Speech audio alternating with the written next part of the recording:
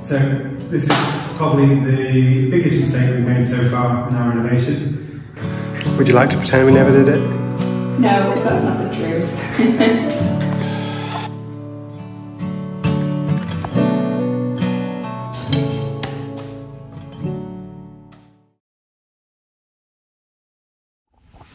Today we are going to be ramping up our DIY skills. We have never used concrete before, especially not on a 25 square metre space, but today we're going to be laying this floor in the kitchen.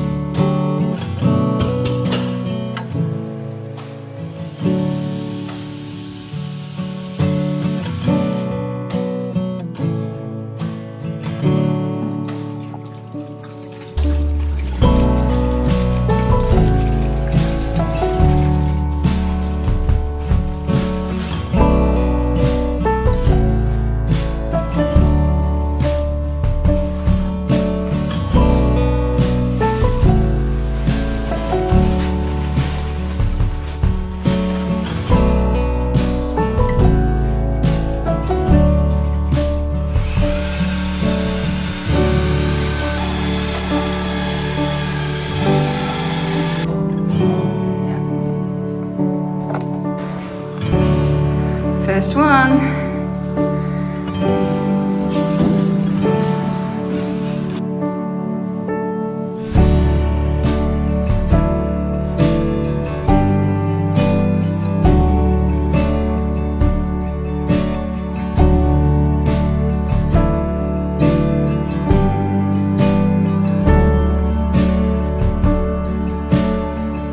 It's so hot, so now we look like we're out of a kung fu movie. Just to try and keep the sweat out of our eyes. It's 30 degrees inside the house already. Luckily, this material can handle it. I'm not sure whether we can.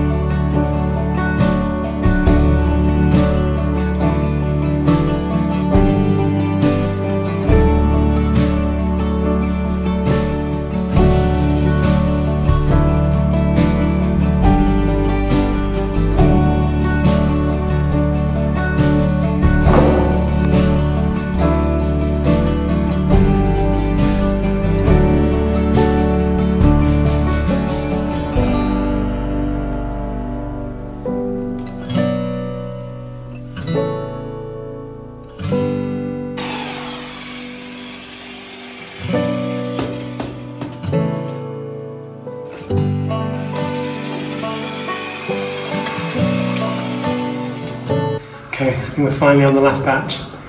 It's been very hot and sweaty work. For first timers, I don't think it's gone that badly.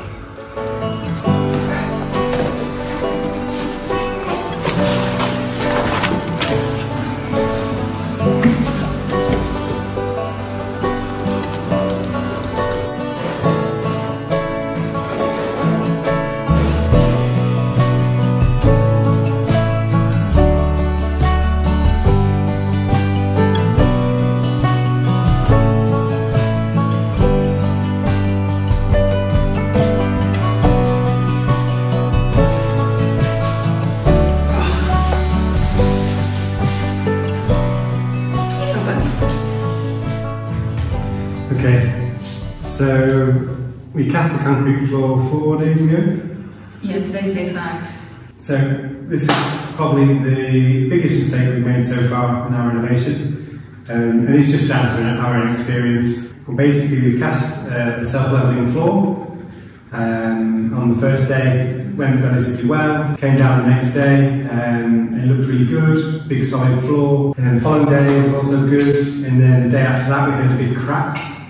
And basically we've got cracks running through the floor.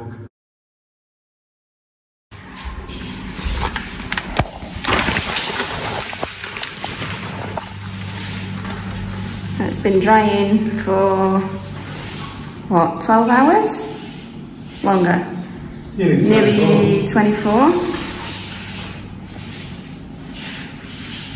And this part over here is looking really, really, really good. This is the bit that we did first. It's all smoothed out really nicely.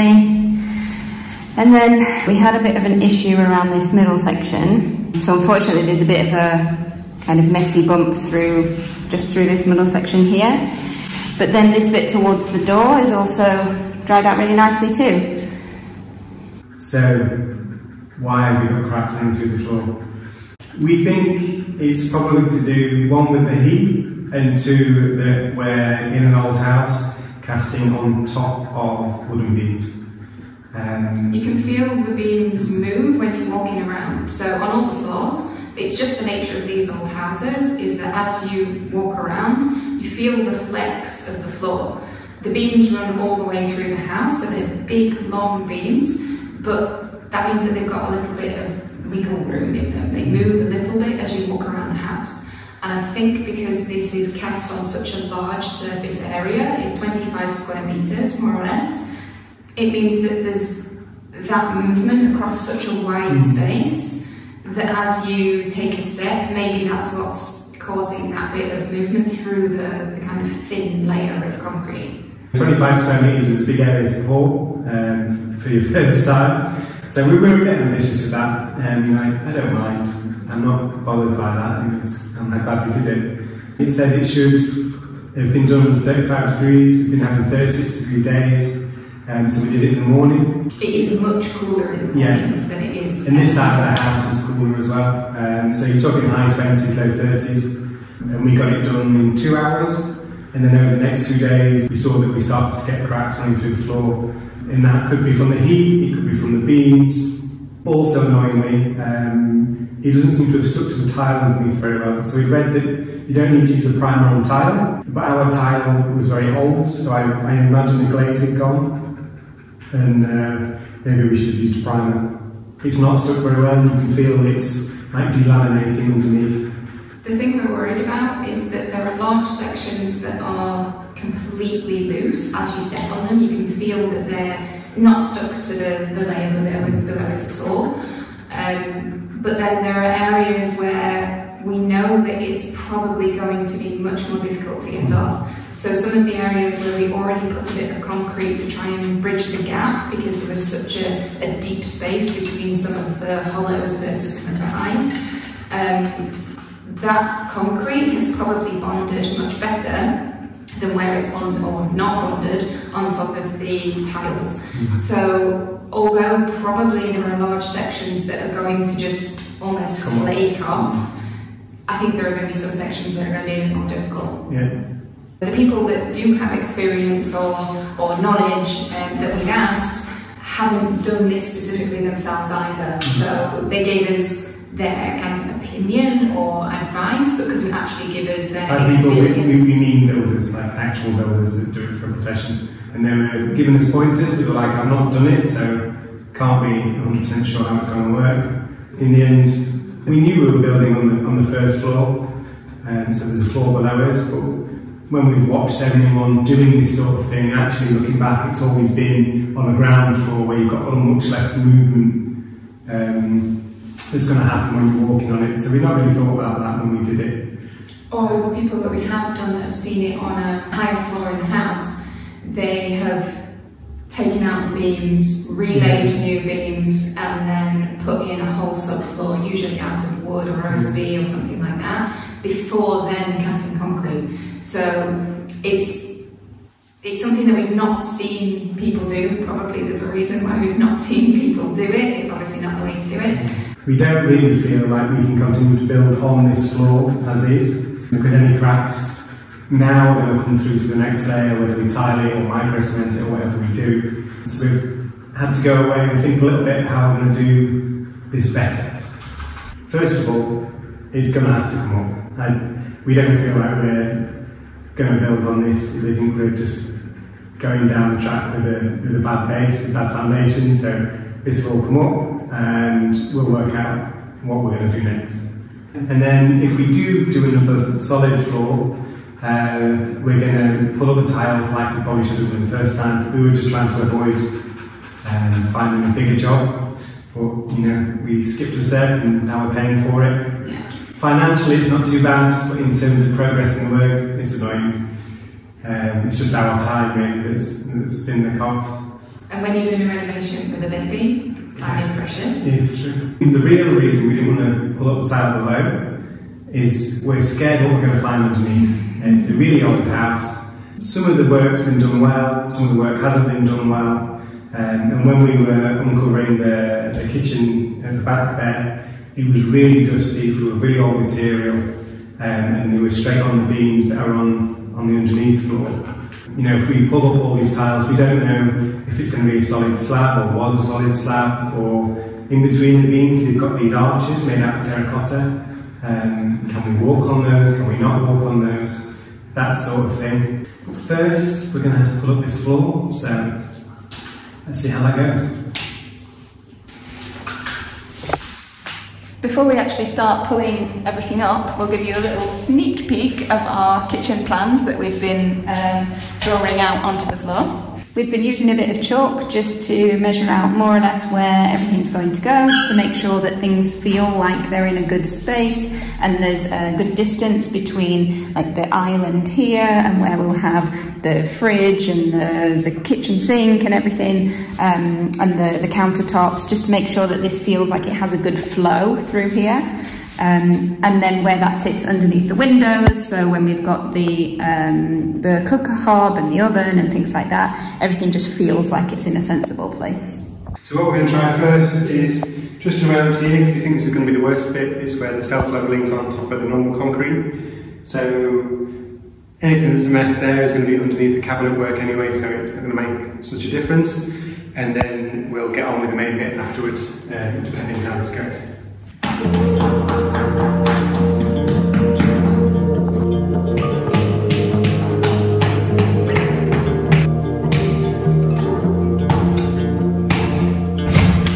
So we can do this job.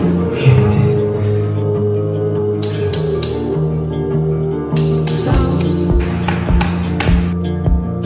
the town's full of magic rose and tall.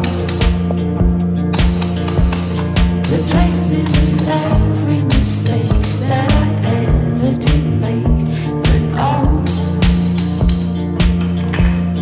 I don't wanna know, and I don't wanna ask, and so I do neither.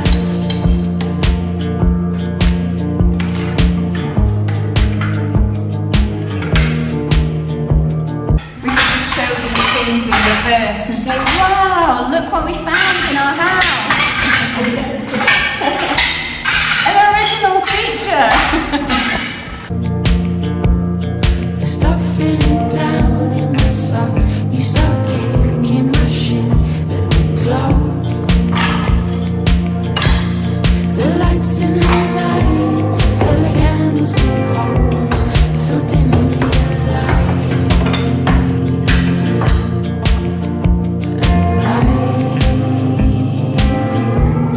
It's all alright. It's all alright.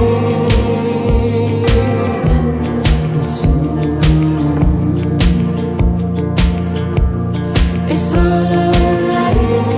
It's all alright.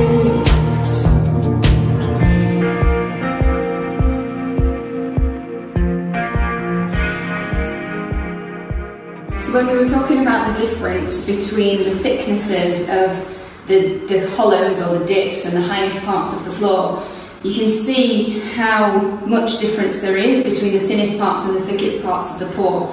And this wasn't even going to the full thickness that we needed to go to. We were still about 0.5 centimetre off. So it was really uneven, which is why we were trying to use self-leveling, because we thought that would do a good job for us. But you can see it's just so brittle. It's like, it just, you know, and even like big pieces like this, it's just not very strong. So I don't know whether that's cured incorrectly. I don't know whether anyone can tell us. If you know, please give us a comment and let us know whether it hasn't cured properly. Is it the heat? Who knows? Did we do it wrong? But it seems like that is way too brittle for what it should be as a product. Oh, look, okay, it's not laminated to the floor, I get that, but that in itself I thought would be a lot stronger. So that's nearly up for an hour's work, but it's coming up really easily. I mean, these tiles look like there's been nothing on them. We could even just pretend we never did it. Would you like to pretend we never did it? No, because that's not the truth. We're only allowed to dispose of 10 of these buckets a day, and we've got some downstairs already full as well. So we're going to load the car, take these to the tip, and then crack on tomorrow morning when Isabel's at nursery. We'll watch as the world gathers round. Now we're sharing the depths of our minds as we step out to find a new story. Under the flag lines are the footsteps of those that went before.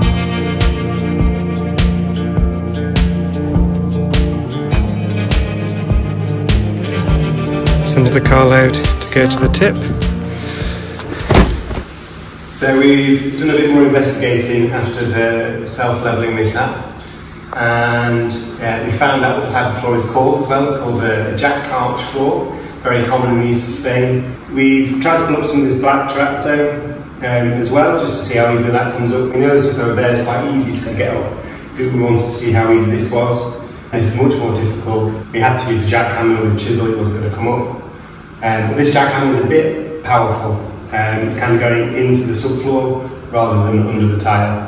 What we have also found now, after having removed a bit more away from the piping, is that we can see the arch, so underneath the floor there's beams and then an arch between the beams, and we can now see the top of that arch.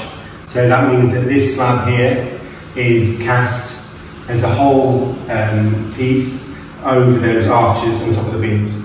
So this is the top of the arch, so you can see there's like the bricks that form the arch, and then this hole now goes through, so that's the hole he's made previously to put in the piping and the waste pipe, so the water to go up and the water to go out all goes via here. So yeah, that's the top of the arch, that's the slab, and then you've got the tile on top. What we don't want to disturb is this concrete slab that runs the whole thing. What we'd like to do maybe is get up all the tile and then cast a fresher layer on top of that, probably about the thickness of the tile that's there, to level everything, and then we'll go from there. Another option we've got, depending what the kind of quality of that subfloor is when we get all the tiles up, is that we could cast a screed layer over the top. So just a very thin layer that sits on top as a kind of one top coat that we could then tile on top of. We weren't actually considering laying tiles in the kitchen. We were thinking of probably doing a micro-cement floor, but given how much it actually moves with the beams and the kind of general movement of the building, we're not sure that the micro-cement is a good idea. It's probably going to crack. So it might be a better option to pull up these tiles and look at relaying a new set of tiles, because tiles have a bit more movement to them, because it's not one solid piece, it's each individual tile that's kind of laid next to each other. Obviously when we lay them, we will do it with proper tile adhesive. We'll make sure that we do the spaces between all of the tiles and the grout, so not just butting them up against each other like has been done with these ones. But that could be an option. But basically, I think we've got a bit of research ahead of us to look at the different options that we have and which route we want to go.